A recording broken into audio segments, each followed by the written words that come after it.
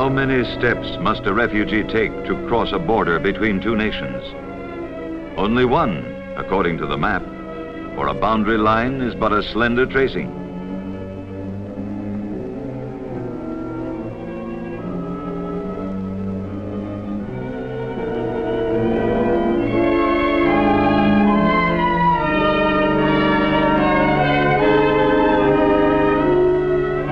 How many steps from Hungary to Austria? For nearly 200,000 Hungarians who have left their homeland since October of 1956, who can number the steps?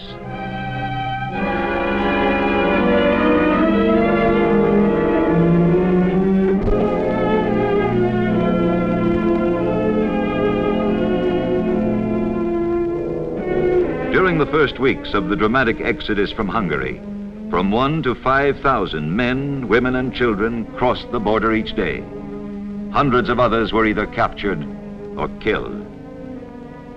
Cooperating with the United Nations and other voluntary agencies, the World Council of Churches has extended the concern and compassion of Christians around the world to these most recent of the earth's homeless and displaced. Church personnel who man the mobile kitchens are often the first assurance of safety after a nightmare of peril and cold. When your denomination shares in church world service, your arms reach out to clasp your neighbor from Hungary.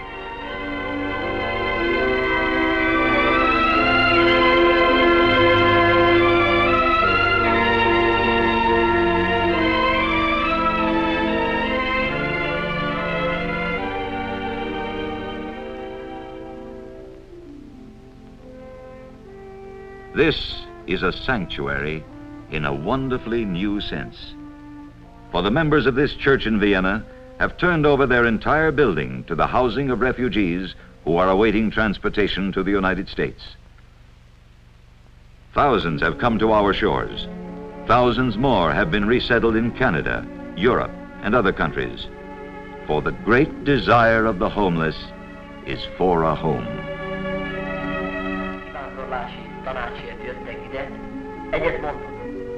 When you read and hear the statistics, remember the faces. The processing of refugees is not the grinding of a mill.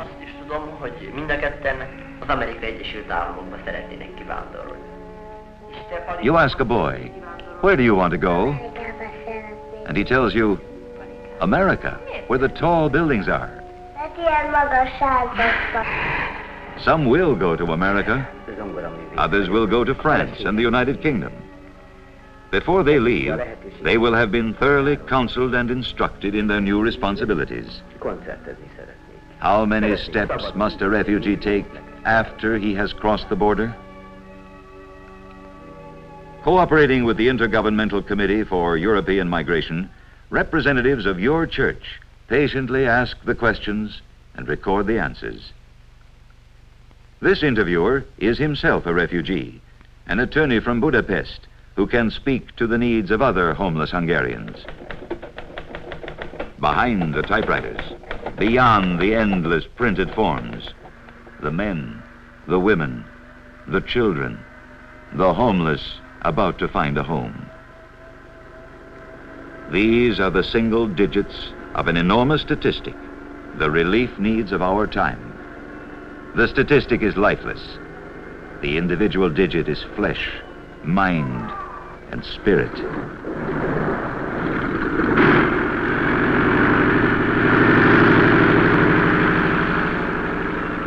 For everyone who is able to leave, others must stay, suspended somewhere between a violent past and an uncertain future, but grateful at least for shelter, food, and clothing, and company.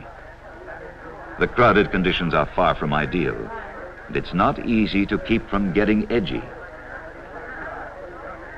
There's no place to go, just the four walls around you. You eat here, find your recreation here, and after a while, you learn to sleep here.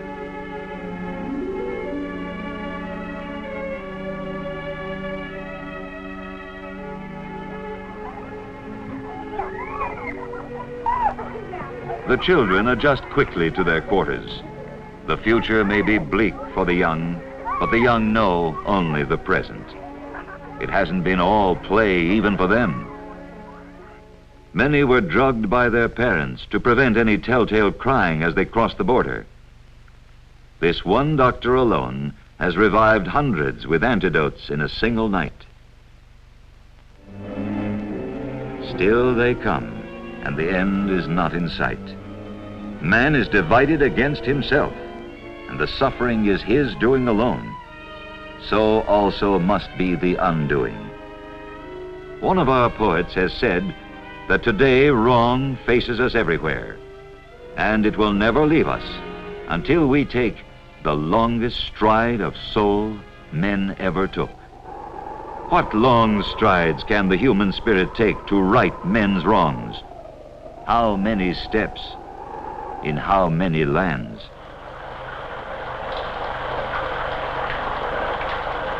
It is spring in the Crown Colony of Hong Kong, home of 1 million refugees from China. Again, the lifeless statistic. And again, the sinew and spirit of the race of men, dwellers of the sidewalks in the densely populated business sections of the mainland. Individual digits who make up the almost 1 million people in desperate need, grasping for the bare essentials of life.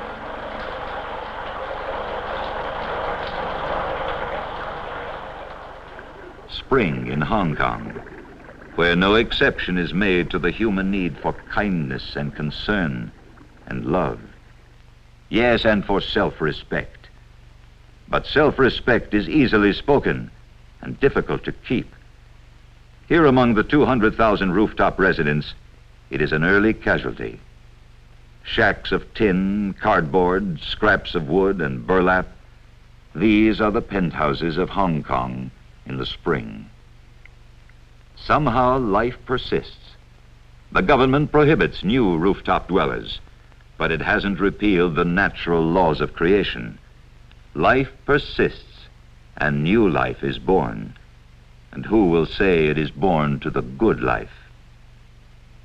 Many who cannot support themselves send their children into the streets to beg. For there are others in a position to toss a coin now and then.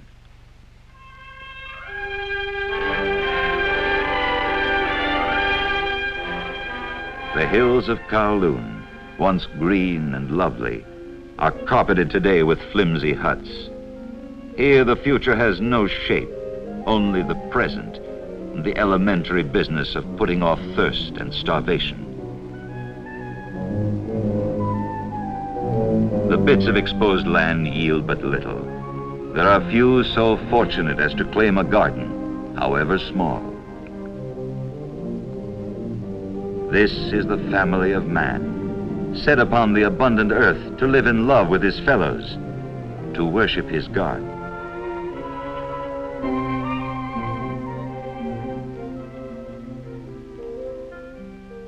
Give us this day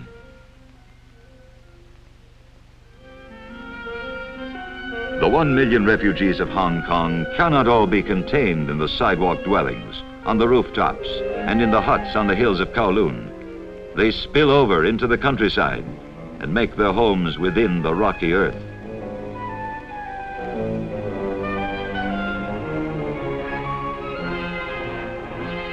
This is Hong Kong, and it is spring.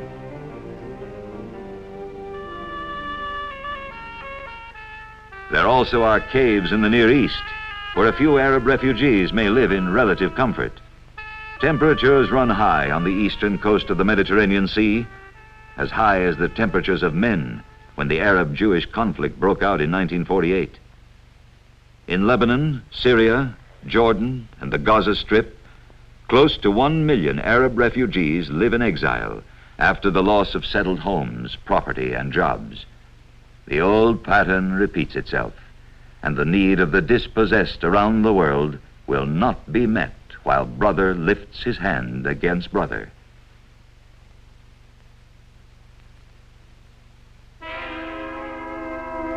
Here the border is clearly drawn, Israeli and Arab a step apart. Here indeed it takes but a step to cross the line, so sharply defined and sharply barbed. But for the Arab whose home is a tent in one of the many refugee camps, to cross is death. Death within sight of the town of Bethlehem, birthplace of him who coveted for men an abundant life.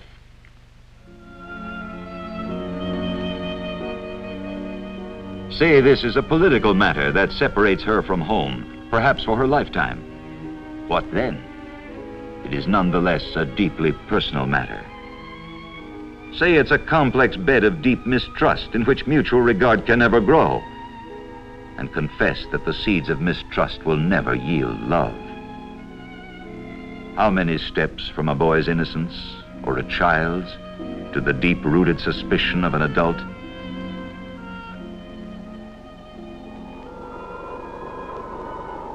Winter in Korea. Refugees from the north are no longer fleeing to the south, but the squalor in which thousands live, the poverty and the sickness, must be regarded as long-term factors in the life of the country.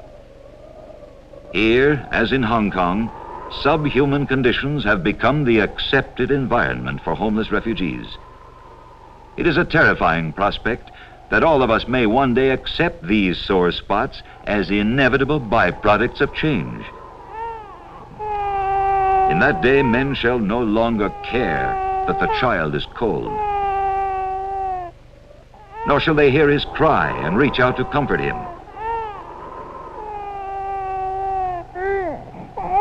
In that day, it shall no longer concern those who dwell in houses that others must live in caves.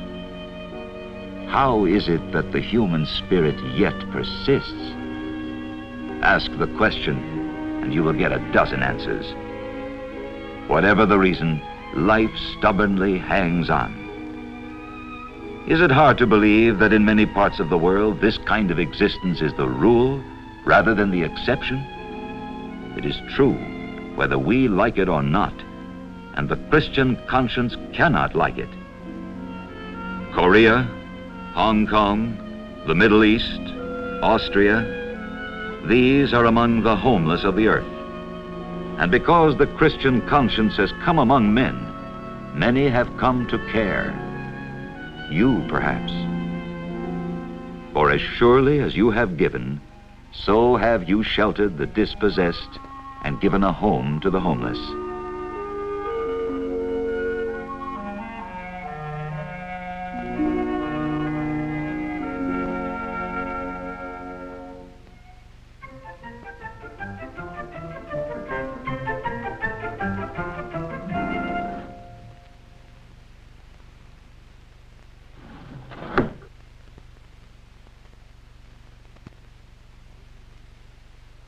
In Korea, your church helped make possible one of the largest single relief programs of the world's Protestant churches. An important part of that program is concerned with finding a new place in Korean life for children displaced through the death of their parents. Truly ecumenical in nature, the work depends in large part upon volunteer workers of 150 committees throughout the country. The rice becomes life in the body of an orphaned child, because missionaries, church leaders, and pastors, whatever their denomination or institutional label, cooperate in Christian love. Inasmuch as ye have done it to the least of these,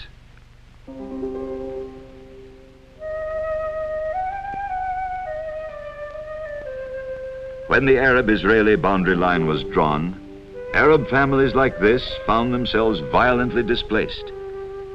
Having fled their homes during the fighting, they were barred from returning. When the father had been killed, living became a precarious thing.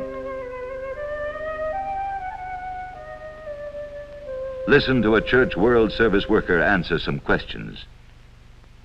Do you remember, though, the family with 8 children and the mother? Oh, certainly I do. It's one of the most difficult cases we've had lately. What have you done for the family so far? We gave them a parcel of clothes like these. We gave them food stuff when we had it, vitamin pills, and occasional cash grants. What more do you think the Church World Service should do for them? Above all, we ought to maintain a good relationship with the family in order to help the mother to keep her children together and give them a happy home. Well, if increasing our aid will keep this family together, then that's what we must do. After all, that's the kind of Christian service we're here to give. There is such Christian service in Jordan, in the shadow of Hebron, south of Jerusalem. Here Abraham spent much of his life. Today, because of the love that was in Christ, the hungry of Hebron can bring their ration cards to an old stone house and be given milk. By what measure can the significance of this simple act be computed? Here is a transaction in which surplus milk on one continent becomes the lifeblood of children on another. You and I cannot know this elderly man, yet the moment we extend ourselves in his behalf, we are close to him and to these children.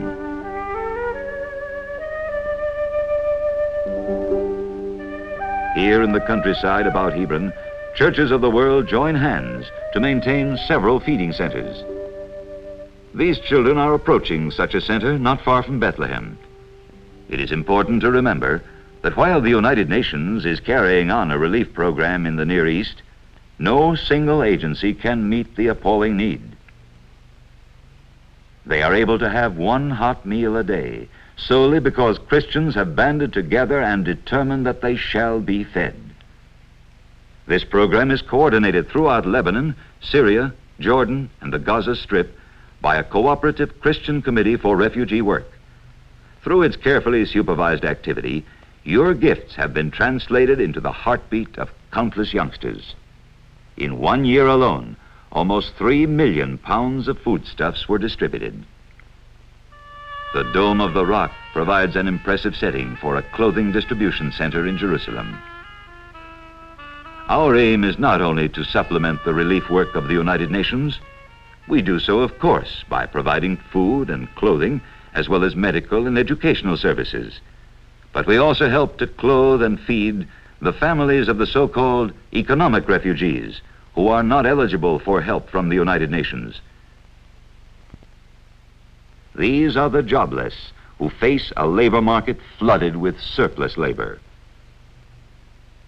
Among all Arab refugees helped in a single year, 400 tons of clothing and 300 tons of food were distributed. Thy will be done on earth.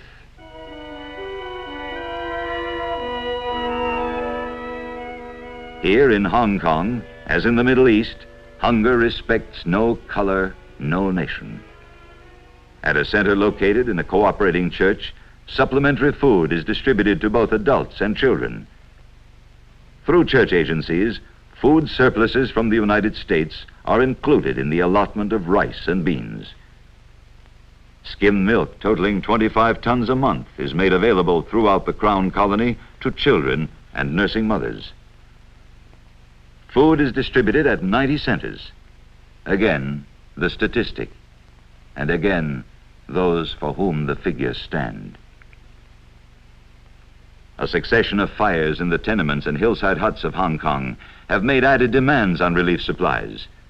The church regularly aids the victims with clothing and bedding, using the local welfare offices, neighborhood associations, and churches as points of distribution.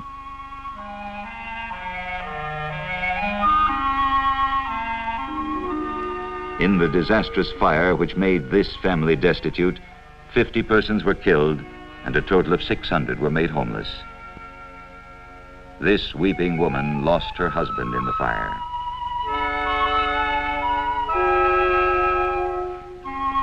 Consider the extent of the need in Korea.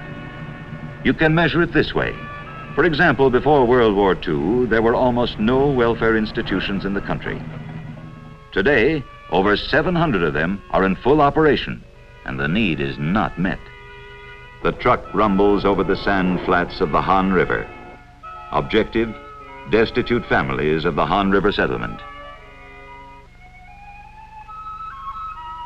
For this is a day acceptable to the Lord, to share your bread with the hungry and bring the homeless poor into your house. When you see the naked, to cover him and not to hide yourself from your own flesh. Remember this fact. If the current need were fully met, the forces which created it would remain and new need would arise. How many steps must be taken before that need abates? The steps we have taken thus far are not enough.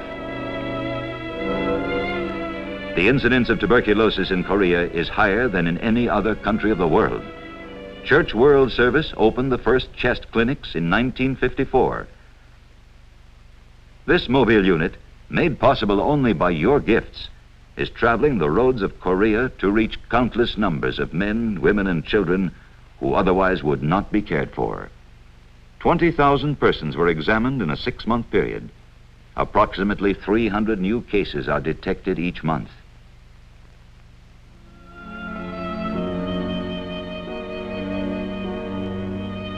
When you think of need in Korea, think also of the amputees.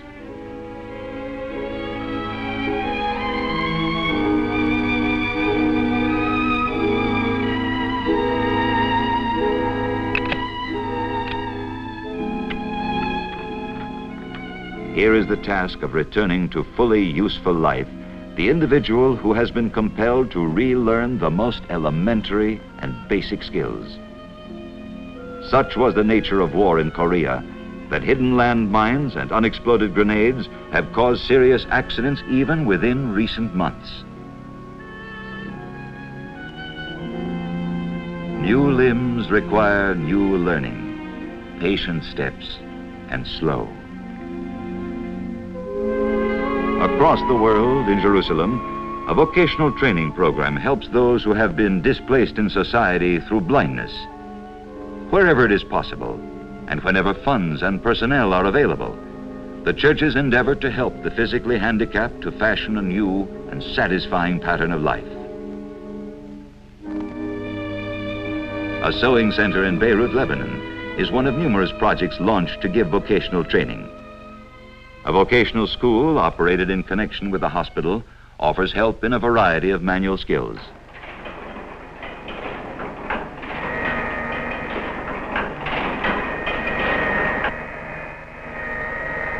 This welder now runs his own shop in Beirut, financed by a loan from the churches.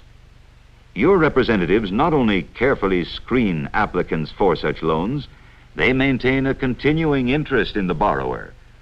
They become not mere collectors of payments, but concerned and helpful friends.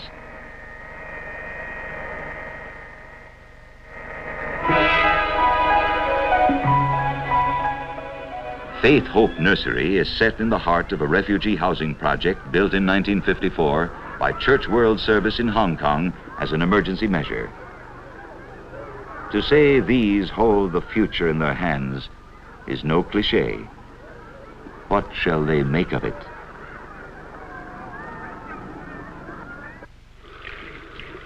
What is a child but a mirror of the world we ourselves have failed to make on earth? What promise is reflected in their faces? Of such, indeed, is the kingdom of heaven.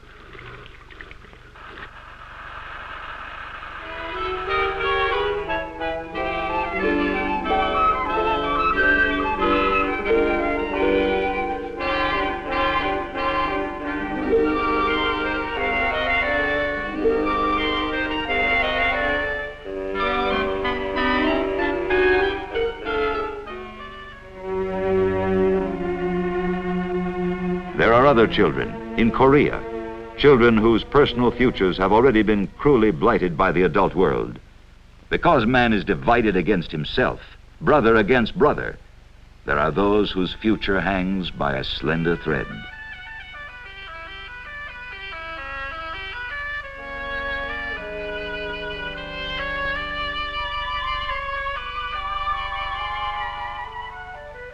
How shall man account to this child? How shall you and I make accounting to him and to God?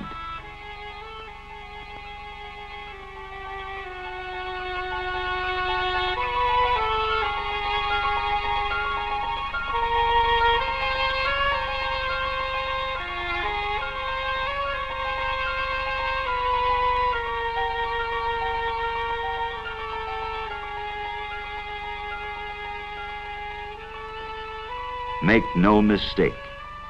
If it were not for the love of Christ in his followers around the world, if it were not for the dedication of church leaders, of doctors, nurses, and medical assistants, if it were not for the prayers and gifts of people like yourself, these children would not be cared for. There are thousands of youngsters whose inheritance is misery, homelessness, malnutrition, starvation, and crippling disease. Not a pleasant thought, but neither is the thought of our shame if we do not do our utmost to help them. Come, ye blessed of my Father, inherit the kingdom prepared for you. For I was an hungered, and ye gave me meat. I was thirsty, and ye gave me drink. I was a stranger, and ye took me in. Naked, and ye clothed me. I was sick, and ye visited me. Thank God we live in a time when a gift given in Christian love can reach halfway around the planet to feed the hungry, clothe the naked, and care for the homeless. As you give through your church, you can take the big step forward in love today, when wrong comes up to face us everywhere, never to leave us till we take the longest stride of soul men ever took.